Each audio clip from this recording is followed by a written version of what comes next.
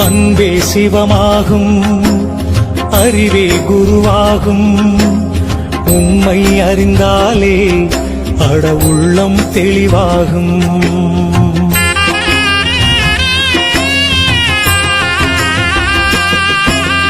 அன்பே சிவமாகும், அறிவே குருவாகும்.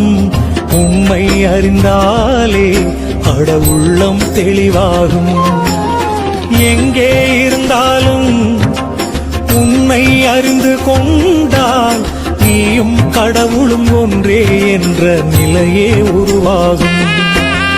அன்பே சிவமாகும், அறிவே குரு